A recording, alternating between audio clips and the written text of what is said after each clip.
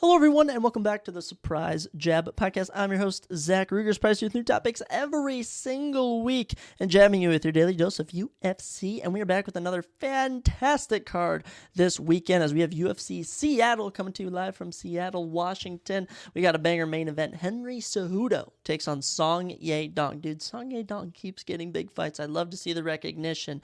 I don't know who to pick. There's a lot of 50-50 fights on this card, so I'm pretty sold on a couple of them, but there's some where it could go either man's way. So we have predictions and a full card preview for that on today's episode. As well, looking at some new UFC fights.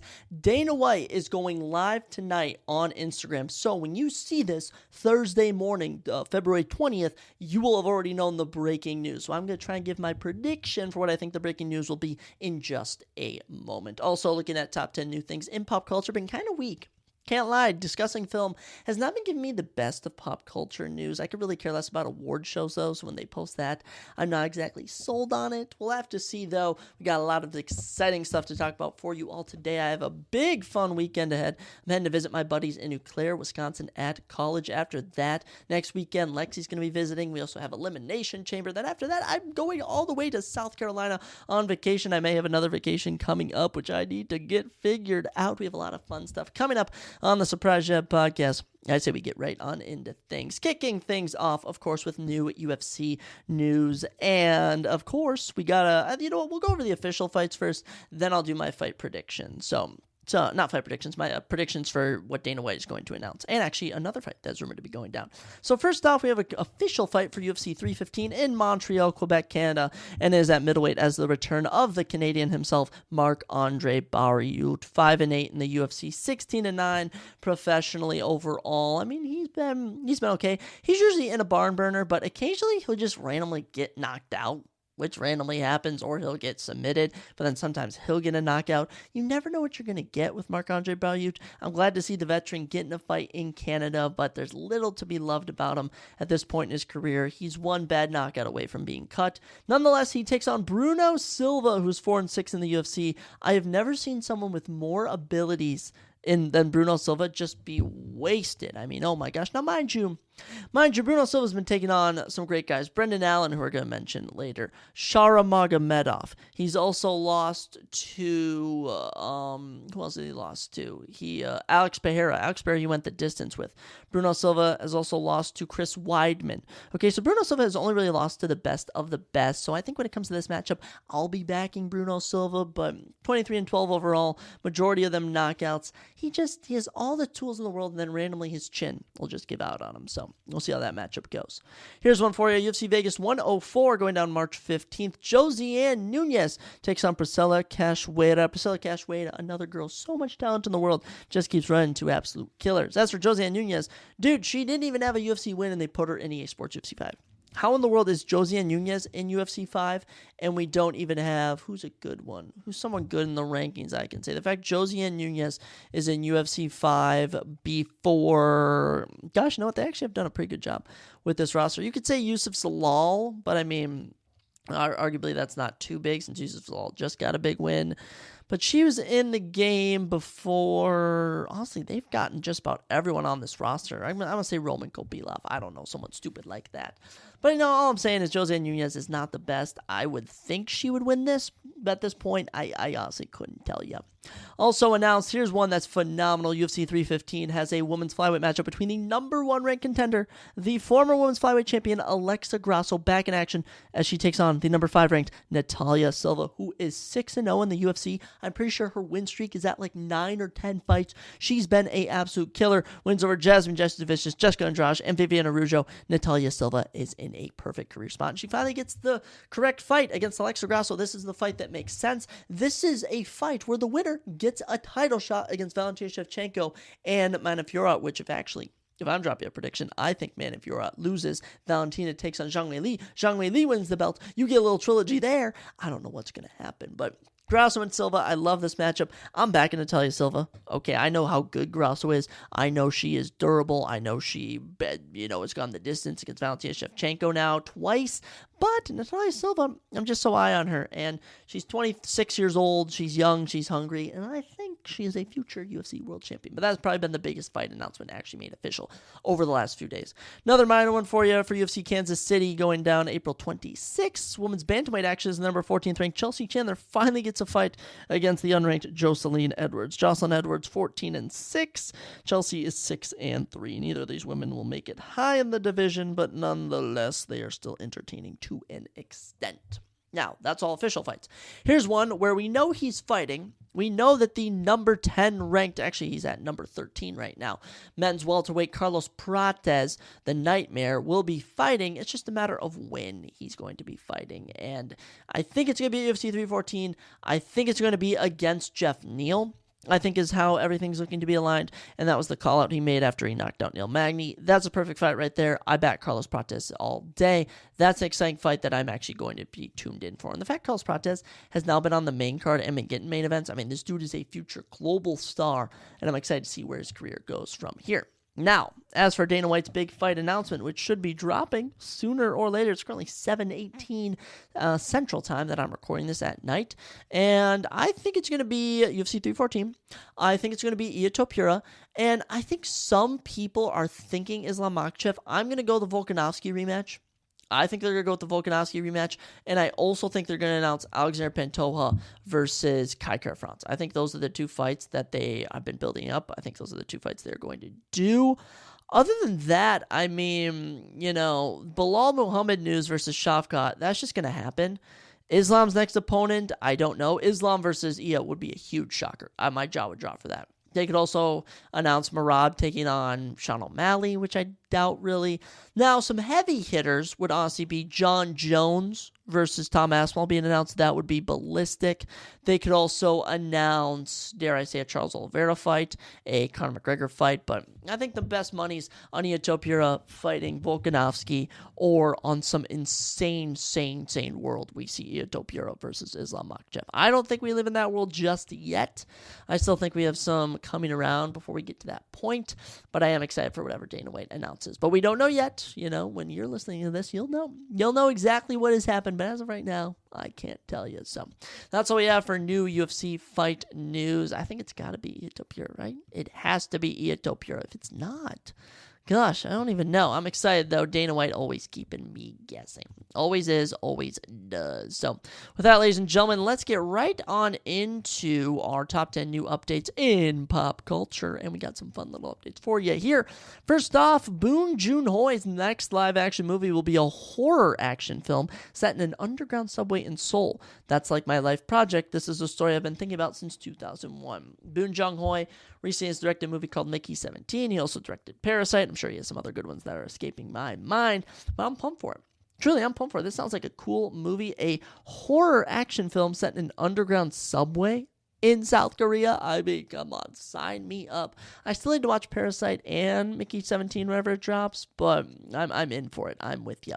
Number 2, Daniel Craig reportedly dropped out of a Sergeant Rock role due to scheduling conflicts. However, some say he soured on the role after Queer, his previous film with Luca Guadagnino, failed financially and in the awards section. So Daniel Craig's probably looking to rebound to some extent, and he's not looking to take on these risky projects anymore. Queer, I don't know what demographic, maybe the LGBT, maybe just film critics, but to the majority of young males like myself, we just don't really care for a queer story. And yes, it does have to do with the fact that it's not in our necessarily domain of interest, but I have no idea. I have no interest for me personally. We'll leave that there. Number 3, Jack O'Connell has been cast in the Godzilla x Kong sequel, hitting theaters March 26, 2027. I gotta wait 2 more years for another Godzilla x Kong movie, and we have this guy named Jack O'Connell, who looks like any average white dude ever. Not that I don't, but just saying. Interestingly enough, I'm excited for it. I don't know what villain they're gonna do for the next film, but it's probably gonna be more Godzilla. It's gonna be Godzilla x Kong, Final Testament. I have no idea. I'm excited for it. I love those movies. Number 4, a new action thriller called Mutiny starring Jason Statham will release on January 8th, 2026 in select theaters. The film will follow a man who is framed for the murder of his billionaire industrialist boss and must go on the run. It's literally Jason Statham kicking butt. That's all you need to know. And that's all we really need. All right, it's absolutely phenomenal. So I'm really interested in the Beekeeper too. He was great as that in that role. He's also good as, was he Shaw in Hobbs and Shaw? I really wish they would have ran back Hobbs and Shaw. I liked him and Dwayne's chemistry. It's Jason Statham. He's entertaining nonetheless. Number 5, Will Smith confirms I Am Legend 2 is now moving forward. He says, me and Michael B. Jordan have sat down for about a week and went through character stuff. I could honestly care less because we should just leave that movie as it is. There's no need to keep going over old movies, all right? Let's create new stuff. Number 6, Severance is now the most watched Apple TV Plus show, passing Ted Lasso. I'm currently caught up on Severance. Whenever I have time, I'm watching Ted Lasso. They're both phenomenal. They're both 10 out of 10. I love both of those shows. Heck, even after this, I might go watch a little Ted Lasso. We'll have to see. Number 7, what should we go with? Ooh, let's see. They got a couple of fun little updates here and there. First look at A$AP Rocky and Spike Lee's remake of High and Low. It also stars Denzel Washington, Jeffrey Wright, and Ice Spice. We brought that up last week. He's playing a criminal right now. That's pretty ironic, A$AP Rocky, because I recall you were a criminal when you were in Sweden, when you decided to do some bad stuff, and Donnie T had to bail you out. Number 8, Microsoft has revealed Muse, a generative AI model of a video game that can generate gameplay visuals and controller actions. The AI model is designed for gameplay ideation, but can also be explored to bring classic Xbox games to modern hardware. Well, it was about time before Xbox got a hold of AI. Now they have AI, and now we'll see what they do with it. I don't really know what this means, if I'm being honest, but I mean, interesting nonetheless. We'll have to see. That's all I can really say for a lot of these. I never really know. Number 9, Jack Quaid shares a behind-the-scenes look at The Boys Season 5, the final season, and he's covered head to toe in blood, which means you already know it's going to be a absolutely phenomenal time. Excited for that. And number 10, the final news we have, Joseph Kosinski is set to direct a thriller described as All the President's Men, but with UFOs. Dave Grush will serve as a consultant on the film. He is a former Air Force officer who testified before Congress in 2023 that the government has studied UFOs and bodies of aliens. Get out of town. I am completely locked in. I will be watching that.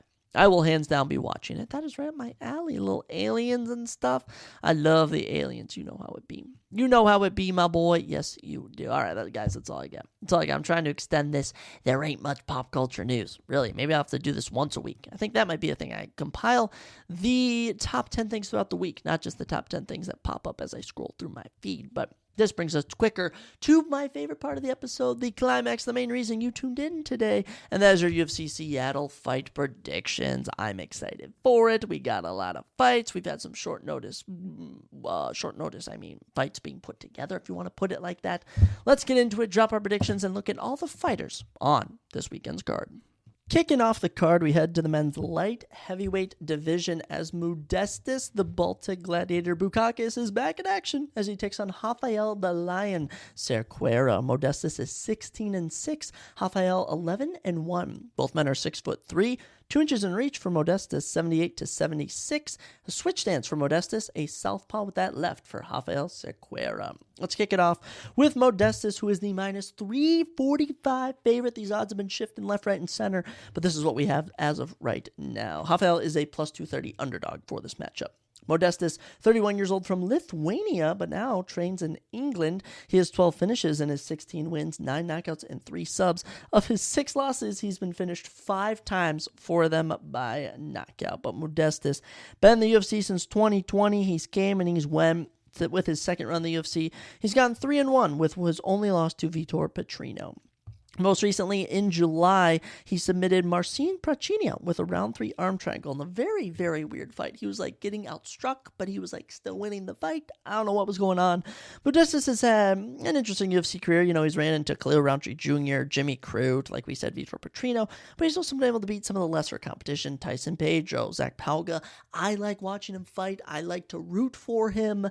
We'll see how he does in this matchup as he takes on Rafael Cerqueira. Rafael, 34 years old from Brazil. He has 8 knockouts and 2 subs out of his 11 career victories. And his one loss is by knockout. And he was actually had 3 canceled bouts before he made his debut, which he made on short notice in October when he took on Aibo Aslan and got knocked out in 51 seconds. So he wasn't actually supposed to take on someone to the caliber of Aibo Aslan, who we are actually graced with on this card. I mean, I'm so excited for him. He's my prediction for biggest light heavyweight riser this year. But Rafael Sequeira just had a tough debut for him in the UFC when he took on Aibo. Now, in terms of what else I know, Rafael 11-0 on the independent scene, immediately steps in against the UFC guy, gets finished. Now, Modestas, he's been here. He's been doing this. I can see a variety of options happening here. I can see Modestas breaking him down for 3 rounds, getting the win. I can see Rafael going out and getting a quick knockout, but I just haven't seen that from Rafael yet. I've only seen him get just ran through by Aibo Aslan. I mean, it was brutal to see. I picked Aslan, so I was pretty happy, but I think you can see my point. I'm going with Modestas Bukauskas. I'm going to say by a decision or even a round 2 submission. I just think Modestas has fought in tougher opponents. He's more durable. He's more game to what the UFC has to offer. And as for Rafael, I just don't know. 34 years old, your first UFC fight was your first UFC loss. It's usually not a good start. Following that, we drop down to the men's middleweight division as Nosutin Black Ruzaboyev is back in action as he takes on Eric Mikankio. Eric Mikankio? I don't know. Nosutin 34-9-2 with 2 no contests. This dude has had a lot of professional MMA fights. Eric is 9-2-1, and thankfully, the UFC has decided not to give us any stats on Eric, but Nosutin 6'5", 76-inch reach. All we know is Eric is a southpaw and is 9-2-1, making his UFC debut on short notice in this one. Or they just put this fight together pretty short notice. But let's get into what we do know about these guys. Nosutin Ruzaboyev is the minus 345 favorite, plus 230 underdog again for Eric Mikankio. Nosutin, 31 years old from Uzbekistan, but now actually trains in Philadelphia. He has an insane 30, what is it? What is it actually at? He has 34 career wins, and he has 32 career finishes, including 20 subs and 12 knockouts.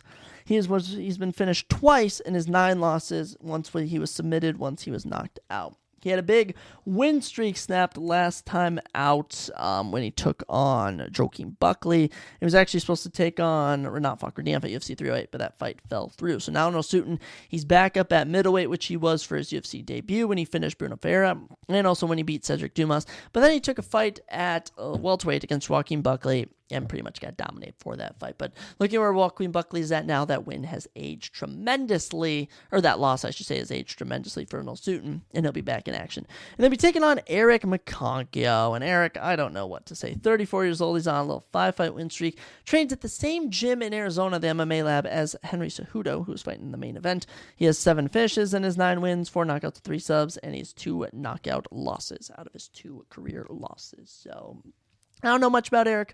What I do know is that Nosutin Ruzaboyev is an absolute killer, an absolute dog, and I think he gets another round 1 knockout here. Look, Nosutin is just game. He is game. He knows how to fight. He's also tall. He's also tall, 6'5" with that reach. I mean, I don't know how tall Eric is, but Nosutin has been significantly taller than all of his UFC opponents up to this point. I was going to pick Nosutin no matter what I saw from Eric. We are going to ride with Black Nosutin Ruzaboyev. And after that, we get into a fight that came together literally today. Literally today I saw this and I'm like, you got to be kidding me. I just wrote all my notes together, so I had to whip up some quick notes. But we have a short notice fight that's being put together between Nikola Veretennikov and Austin Vanderford, of all people. It's a very interesting matchup here, folks. Austin plus 135, the Nikola minus 160. Nikola Veretennikov 12-5, Austin 12-2. 6'1" to 5'11" gives Nikola 2 inches in height. We don't have any stats for Austin's reach. He is an orthodox fighter, 75 inches in reach for Nikola. He is also a orthodox fighter. It's always goofy when they can't get these stats correctly. Kicking off with Nikola Veretennikov. He is 35 years old from Kazakhstan, but I now believe he trains in California. He has 9 knockouts and 1 submission win of his 12 career wins, and he's been finished twice out of his 5 career losses. And he was on a 3-fight win streak before he made his UFC debut and lost to Danny Barlow. He actually lost to Michael Morales by unanimous decision on Dana White's Contender Series in 2021. He since then went on the independent scene, got 3 finishes in a row, I think a knockout, an injury finish, finish and then a knockout. And then he took on Danny Barlow on short notice in August and lost a close split decision that could have gone either man's way. He's back in action now as he takes on Austin Vanderford. Austin Vanderford, 34 years old, from Florida. He's from 4 knockouts and 3 subs make up his 12 career victories. Both of his knockouts have actually came at the minute and 25-second mark of round 1, both of them by knockout. He fought in LFA and Bellator. He is coming off of a round 1 finish in the LFA back in October. And fun fact, he actually won on Dana White's Contender Series in 2018 with round 2 submission and didn't get a contract. But Austin is most famous for being the husband of Paige Van Zandt. That's right. Your wife is actually known more than you, just to let y'all know. But I don't know what to do with this one. Literally made on hours' notice. I mean, this is 3-4 days before the event. So 3 days. 3 days before the event. And this fight is being put together. It's tough to say who will win. Nicola, 10 finishes and 12 wins. Meanwhile, Austin has 7 finishes and 12 wins. But Austin, I just can't help but root for him. He's finally going to be in the UFC trunks. He has been fighting some tough guys in Bellator. I don't know. Nicola seems to be the guy we should pick, but he's 35. Austin's Vanderford. I guess I'm going with the younger guy. Give me Austin Vanderford by round 1 knockout. Take it to the bank. It may be controversial, but I'm going to say it. I'm going to say Austin Vanderford should have been in the UFC in 2018 when he won, and now he's here to prove it 7 years later, and he's going to show, hey, you shouldn't have passed me up. I'm here to prove myself. And I think they're fighting at 175. I don't know if these guys they would have to fight at 170 then, if they're fighting at catchweight at 175. I don't know. We'll have to see. This should be an interesting fight. I will be picking Austin Vanderford. Does he have a nickname? He doesn't have a nickname. We'll have to give him one. With that, we drop down to the men's bantamweight division as Ricky Simone is in action against Javid the Snow Leopard Basharat. Love that nickname. Ricky 20-6, Javid 14-1 with 1 no contest. 5'6" to 5'9" gives Javid 3 inches in height. They both have a 69-inch reach and both stand in the orthodox fighting position. Ricky plus 215 is the underdog. Minus 315, Javid is the favorite. Ricky Simone, 32 years old. He's actually from Vancouver, Washington. Funny enough, so he's the hometown boy. 6 knockouts and 4 subs make up his 20 career victories. And of his 6 defeats, he's been knocked out twice and submitted once. Ricky, currently on a rough patch right now. Okay, 3 straight losses. Mind you, they are to Song Yadong, Mario Batista, and Vincius Oliveira. But, a stark reminder of how good he used to be when he was on a 5-fight winning streak. Tough to see for Ricky, but, been with the UFC since 2018. This is year 7 for him, and we'll see how he does. He's more of a grappler. We've seen it time and time again. He works better when he's a grappler. Don't be fooled by him knocking out Jack Shore and Rafael Senso, or dropping them, I should better say.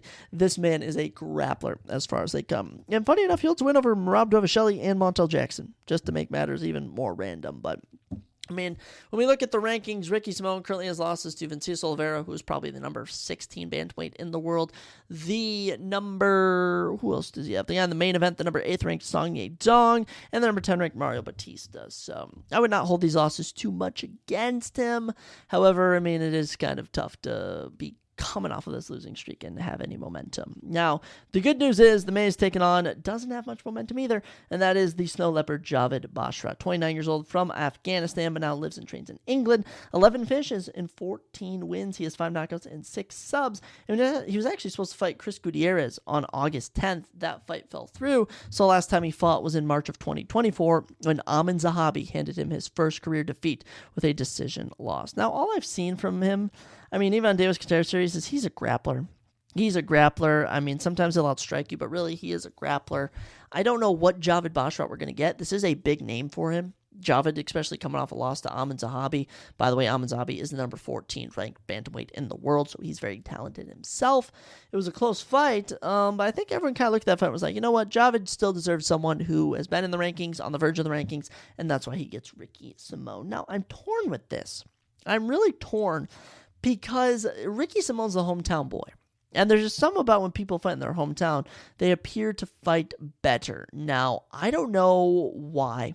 I feel like I should be picking Basharat, but I'm yet to really pick any underdogs beside Austin Vanderford, who's plus 135. So this may be a ballsy pick here. This may be me going out on a limb because I feel like everyone thinks Javid might win. But I'm going to go with Ricky Simone only because he's from Washington. That's honestly the only reason, is because he's from Vancouver, Washington. And as I look at the rest of the card, I mean, you have maybe one other fighter that might be from Washington. I actually think he's from the other Washington.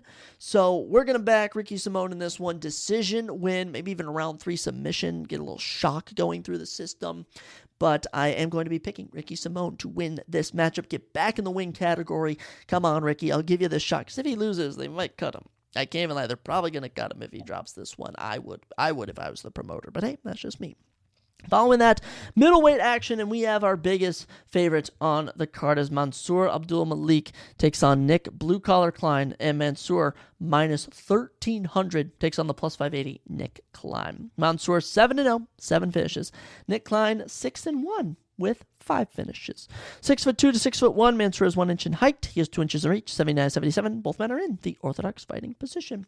Mansour Abdul Malik, 27 years young, from Maryland. 6 knockouts and 1 sub make up those 7 wins. And he's only ever been to a round 2 once in his entire career, and that was on the Dana White's Contender Series matchup where he ended up getting a round 2 TKO. Made his debut in November against Dusan Todorovic and got a performance of the night when he destroyed him in round 1. A beautiful, beautiful TKO.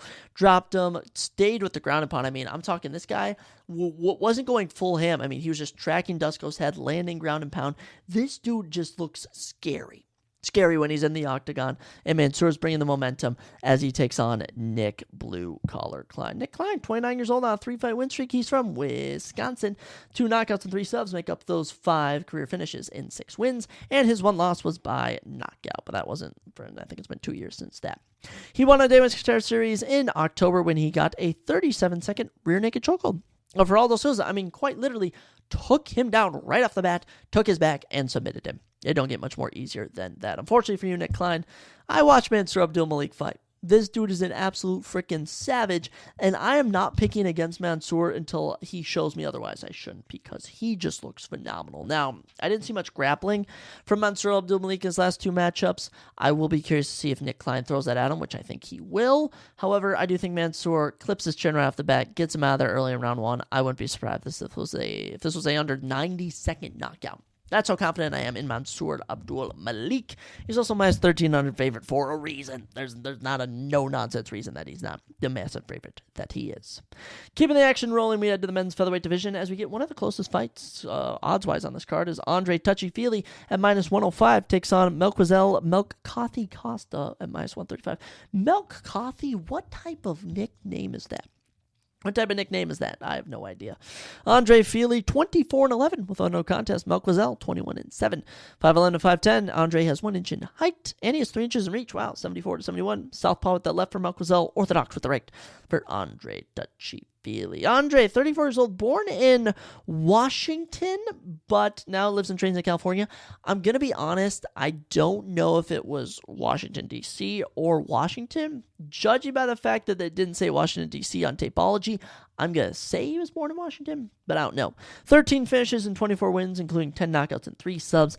And out of his 11 losses, he's been finished 6 times, 4 of those by knockout. Andre, been with the UFC since 2013. That's right. He was a young lad at 22 years old fighting. Actually, might have been 20 when he was fighting. And now he's still keeping it going. Andre Feely, he's had some fun opponents here and there. I mean, Yair Rodriguez, Calvin Kattar, Michael Johnson, Sodiq Yusuff, Charles Jourdain, Bryce Mitchell, Jairson Brito. He's been fun. He's been going win-loss since 2022, though. Most recently did win a fight of the night at UFC 303 against Cub Swanson, and talk about a win that has aged beautifully. His loss before that was to Dan Ige. Then before that, round 1 knockout Lucas Almeida. Before that, decision loss to Nathaniel Wood in a very competitive fight. I think Andre Feely is one of the best fighters that will never make it into the rankings. Okay, he's like the Jim Miller of some of these divisions. This dude is always in a war, always brings it. When you see the guys he loses to, I mean, Jairson Brito is another name that knocked him out. He's only losing to top featherweights on the planet. So, Andre Touchy-Feely, I'm going to go with the fact you're born from Washington. We'll see how you do against Melquizael. Worst nickname ever, Melkothy. It's definitely Brazilian for something, but nonetheless. He's 28 years old, from Brazil, 14 finishes and 21 wins, 7 knockouts, 7 subs. Of his 7 losses, he's been finished 4 times, 2 by knockout, 2 by sub. Made his UFC debut in 2023, where he was submitted by Thiago Moises. Then he wins a decision against Austin Lingo. Then gets finished by Steve Garcia. Then, in June of last year, got a round 3 submission of Shaylin Nerdiam Beek. Look, Melquizel, I think, beats the lower levels in the featherweight division. Anyone even close to the top, I'm not picking him against. Give me Andre Touchy-Feely, and maybe his home state. Maybe he's from Washington. I don't know. But Andre Feely, I've seen fight numerous times, and I'm liking his odds for this one. Here we go, boys. This is where the action picks up, though. Men's light heavyweight action. As we head there, all right? The former top 10 guy here, as Ion the Hulk Kudlaba takes on the last Ottoman, Ibo Aslan. I am so high on Ibo Aslan. I'm such a fan. I am buzzing for this matchup. The Hulk, 18-10-1 with 1 no contest. Ibo, the last Ottoman, 14-1. And by the way, on those 14 wins, he has won 6 in a row, all by finish. 6'3" to 6'1". Ibo's got 2 inches in height. Also has 2 inches in reach, 77 to 75. Southpaw for Ion, orthodox for Ibo Aslan. Interestingly enough. The Hulk, Ion Kudlaba, plus 130. The last Ottoman, Ibo Aslan, minus 185. Ion is 31 years old from Moldova, but now trains at Extreme Couture in Las Vegas. 15 finishes and 18 wins, including 13 knockouts and 2 subs. Of his 10 losses, he's been finished 7 times. 4 of those by sub, 3 of those by knockout. Most recently, 1 in September against Ivan Erzlan. Got a decision win over him. Good stuff. So he's coming off of 1 win. He went 1-1 in 2024. Ion is just, he's always had so much potential, and that just turns out he's just not as good as everyone thinks. So listen to some of the losses he's taken. Misha Serkinov, Jared Cannonier, Glover Teixeira, Mogman Ankalaev twice, Dustin Jacoby he had a draw against, Ryan Spann, Johnny Walker, Kenny Chukwu, Felipe Lin. So you can kind of see he's been losing to top guys since the beginning, but he's also been losing to some guys he should not have been losing against. Ion Kudlaba has really been leading more on the grappling his last few fights, especially last time out against Ivan Erzlan. Clearly, I thought the power lied with Ivan Erzlan in the fists, and then he'd just get taken down repeatedly, and it got so repetitive and boring. Everyone was kind of like, oh my gosh, is this going to end? It did not. Nonetheless, Ion Kudlaba coming into this one with a go win, so he's coming in with a little momentum. Good for him. Now, the man I think will win, the 28-year-old from Turkey on a 6-fight win streak, 14 wins, 14 knockouts. His 1 loss was by sub. That was 3 years ago. The last Ottoman, Ibo Aslan. Ibo coming into this one. He got a round 1 knockout on Day White's Contender Series. He knocked out Anton Turkalchuk in March of last year in a fight of the night. And most recently, he knocked out Rafael Sequeira in 51 seconds. I think Ibo Aslan is the future. I think he's a future top 10, top 15, top 5. He's going to be a future champion one day. Give me Ibo Aslan round 1 knockout. It's right there for me. I've seen Ion Kudlaba be knocked out in round 1 before too. It can happen. Truly, it can happen. The only way Ibo, gets a little bit caught off guard is if Ion's able to land some takedowns here and there. I don't know. It's always a mix when these guys step in the ring or the octagon, and you never know which style they're going to bring. Ion, he's brought the fist before, he's brought the grappling before. All I've seen from Ibo is the fist. 14 wins, 14 knockouts speaks for itself. It'll be interesting to see what comes about when this fight takes place, but I'm excited for it. I'm expecting a round 1 finish. Fireworks right off the bat. And let's keep those fireworks rolling as we head to another light heavyweight matchup as the number 15th ranked light heavyweight in the world, Atomic Alonzo Menefield, takes on Julius Juicebox Walker. Julius Juicebox Walker. I love that name. Flat out. Alonzo, he is 15-5-1. Julius 6-0. Undefeated coming into this one. And they don't have Julius' stats updated. There are so many short notice fighters on this card. So many debuting fighters.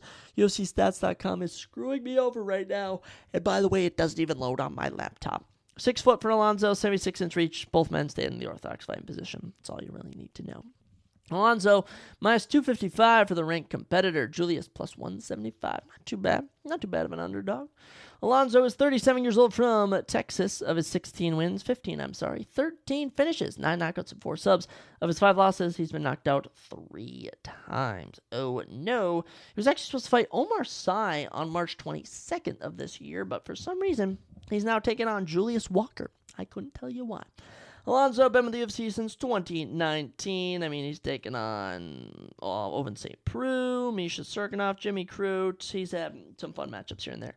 He is on a losing streak, though. He is on a losing streak now. There is a reason for this, as he's taken on the number 6 and number 12 fighters in the men's light heavyweight division, Carlos Ulberg and Azmat Mirzakhanov, who both were just clearly better than him. clearly just no skill. The difference in skill was very adamant. That was in August, so we've had a bit of rest time for Alonzo Menafield, and he'll be back, and he'll be looking to turn the tide against the 25-year-old from Missouri, the Juice Box. Julius Walker stepping on short notice here. Of his 6 wins, 4 knockouts, 2 subs. 5 of his 6 wins have came in round 1. Good stuff. That's really all I can say. Really all I can say there. I mean, it's tricky. It's tricky at times because he's 6-0. He could be an absolute killer. I don't know anything about him. As far as I'm concerned, you're coming from regional MMA and you're going to suck. That's my opinion right off the bat from you. So, Alonzo Menafield is finally not fighting someone who's not in the top 15 of the division. I think he gets back to it. Round 1 submission. Give it to him. He's going to hit a nasty head crank. That's what I think's happening. A little up against the cage head crank, a little Ryan Spann, a little Michelle Pereira style for Alonzo Menafield. Gets the win, gets the dub, goes home, greets his girlfriend, and all's good in the world of Atomic Alonzo Menafield. Another good one here. This UFC Seattle crowd is absolutely spoiled with banger fights. Let me tell you that right now. As Gene Silva, that's right, Gene Lord Silva back in action against the gun, Melsik Bagdasaryan. Gene Silva, he's my prediction for biggest riser in the men's featherweight division. This dude is nothing but action. Nothing but action. He fights at lightweight, too. I mean, he'll fight you at any freaking division. I'm hoping he stays at featherweight since Mauricio Ruffy's been fighting at lightweight. I think that's what's going to happen. They're training partners at Fighting Nerds, by the way. Gene Silva, minus 795 and growing as a favorite. Melsik, plus 430. Gene Silva, 14-2. Melsik, 8-2. 5'9" to 5'7". Melsik does have 2 inches in height and an inch in reach. 70-69. Southpaw with the left for Melsik. Orthodox with the right for Gene Silva. Gene Silva, 28 years old from Brazil, is on a 11-fight winning streak and has 13 finishes and 14 career wins. 11 knockouts, 2 subs. He's never been finished in his 2 career losses. And he's 3-0 in the UFC. 3-0 in the UFC, all of them nasty finishes. Knocked out Weston Wilson in his debut, knocked out Charles Jourdain at UFC 303, and beat Drew Dober to a pulp. They had to stop the fight in round 3 in a fight of the night because he was freaking bleeding so bad his eye wouldn't even work. Guys, Gene Silva is scary. He hits with the power of, I don't know, a Dodge Ram truck. I don't freaking know. He is an absolute killer. When he's in that octagon and Gene Silva brings it, and he trains with Cal Barallo. He trains with Carlos Prates. He trains with the best of the best out of Brazil. And I'm sure he's going to bring that energy here. Against someone of a lesser skill level, the plus 430, Melsik Bagdasaryan. The gun is 33 years old from Armenia, but now trains in California. Of his 8 wins, 5 knockouts. Both of his losses have came by submission. Fun enough fact. He actually had 3 canceled bouts in 2024. The last time this man fought was July 2023 when he got a decision win over Tucker Lutz. So it's been a while since we've seen Melsik Bagdasaryan, and I'll tell you what, he's going to come back, he's going to get knocked out in round 1. He's going to take a little lick of Gene Silva's power, and he's going out like a light. Or, as we've seen, he has terrible takedown defense. Gene Silva will just take him down, submit him. Okay, Gene Silva's taking a light work at this point. Let me tell you that right off the bat. Give me Gene Lord Silva all day. You may not be Lord. Okay, you're not Jesus Christ, my Lord and Savior, but Gene Lord Silva, whatever your nickname means in terms of Brazilian, I'll back you. And honestly, he deserves a ranked opponent after he wins here. Not to jinx him. I hope I'm not jinxing you, Gene Silva, but I do think he'll get this win pretty good and continue to elevate his MMA career. Following that, ladies and gentlemen, we get into the final 3 fights, and they are the 3 biggest of the whole night, and this one is crazy. So we were supposed to have Rob Font versus Dominic Cruz. Now, Dominic Cruz tore something in his elbow. He's now retired. It's unfortunate. So Rob Font has a new opponent. And you may be like, Zach, who is Rob Font's opponent? Is it a top 15 guy? No, it's an unranked competitor who's been chopping it up in the unranked scene of the UFC divisions. And here we are. Rob Font takes on the 16-0 Gene Matsumoto. What an opportunity for the kid. What an opportunity for the 25-year-old. This is going to be crazy. Rob Font, plus 140. Underdog is 21-8. Gene Matsumoto, the minus 195 favorite. 16-0, as I mentioned. 5'8" to 5'6". Rob has 2 inches in height. A notable 3 inches in reach. 71-68 since she has a boxing style. Orthodox stance for both of these gentlemen. Rob Font. You know him. You love him or hate him. He's the number 9 ranked bantamweight in the world. 37 years old from Massachusetts. 13 finishes and 21 career wins. 9 knockouts, 4 subs. He's only ever been submitted once in his 8 career losses. I mean, this dude is rarely getting out of there. Rob Font last fought in October. Won a decision over Kyler Phillips. It was close. It was really close, and that was really just him showing off the striking against Kyler Phillips. Before that, losses to Figueiredo, losses to Sandhagen, beat Andre Yanez, lost to Marlon Vera, lost to Jose Aldo.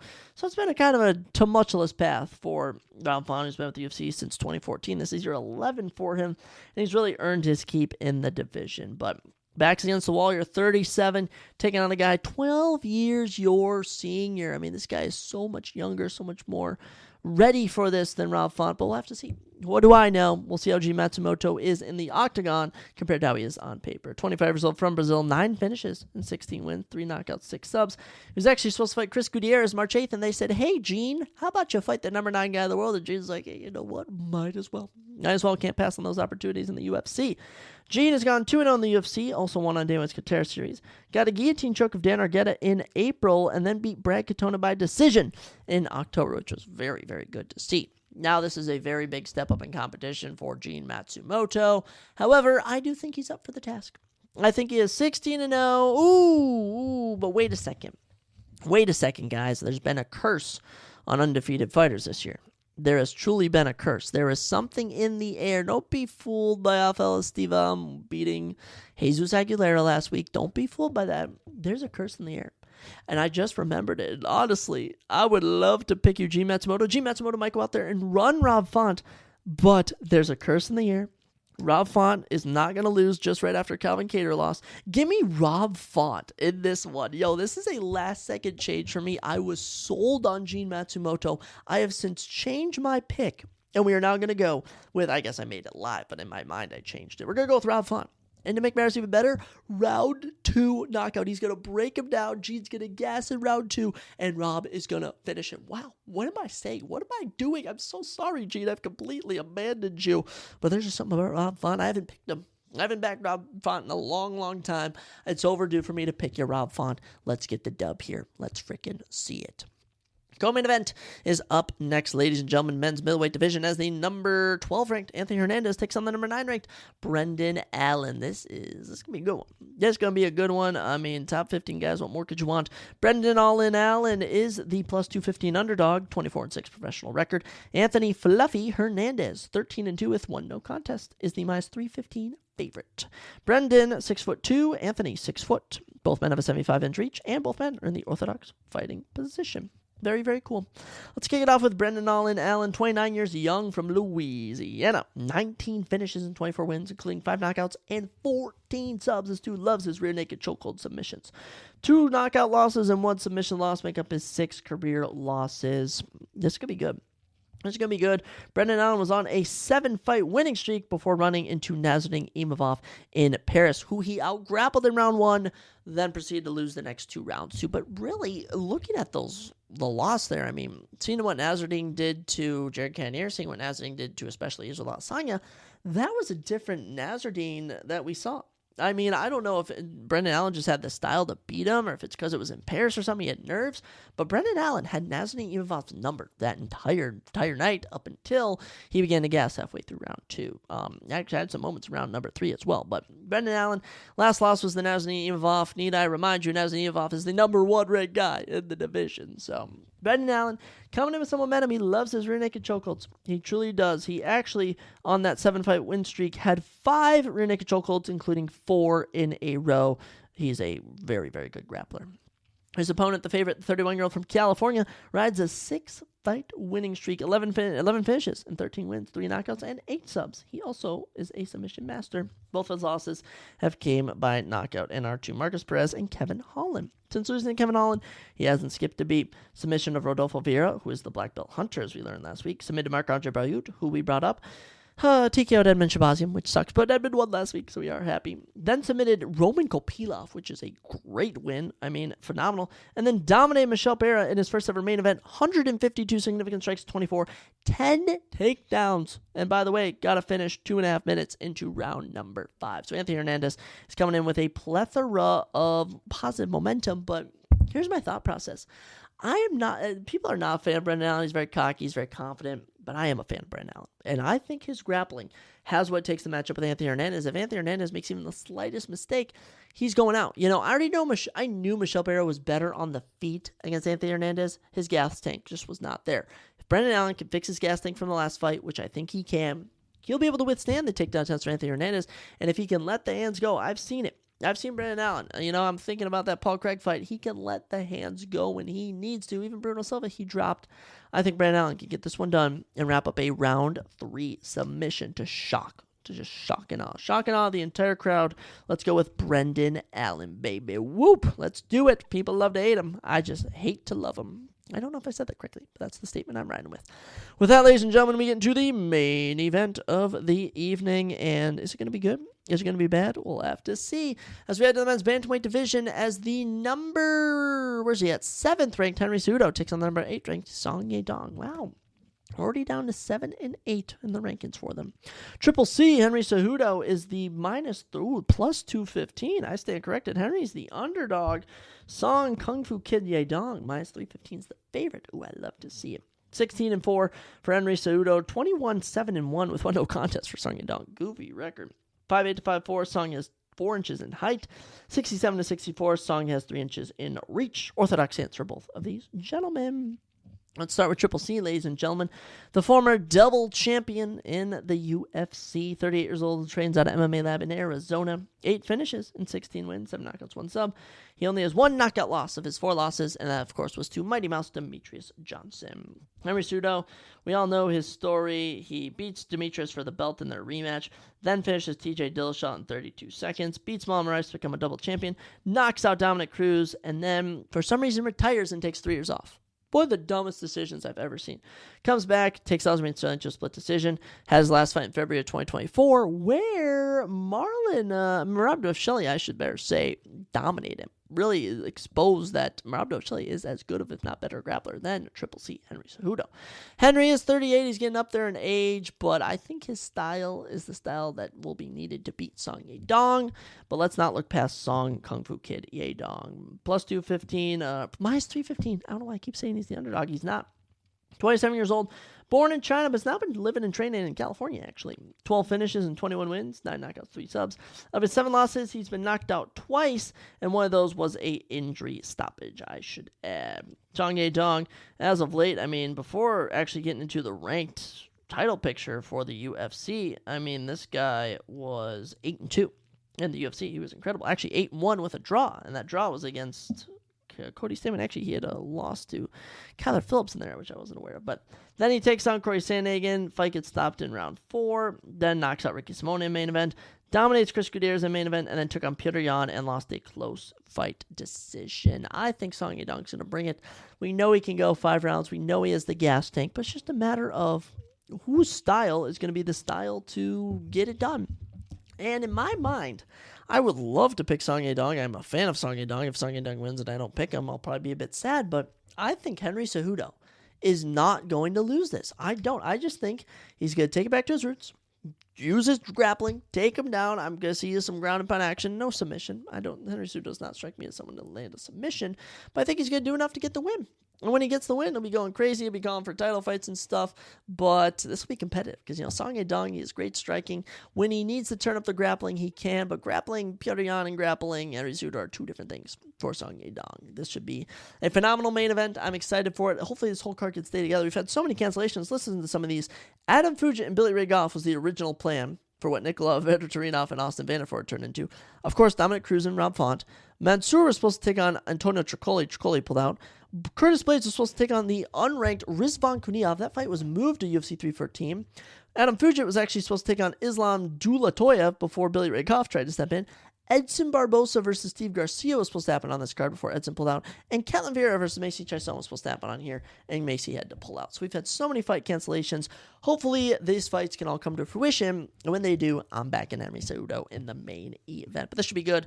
A lot of even fights here, ladies and gentlemen. A lot of even fights. This is any man's game, any man's playhouse. And the winner of this is getting a top 5 guy. Next, it's just about guaranteed. So this is a must-win for the UFC fighters. But that's all we got for today's episode. Your official UFC Seattle predictions and preview. A little new UFC news, a little pop culture stuff. When is Dana White going to get on his Instagram Live? I've been waiting. Truly, I've been waiting, and he hasn't. So we'll have to see. Guys, have a fantastic weekend. I already know I'm going to.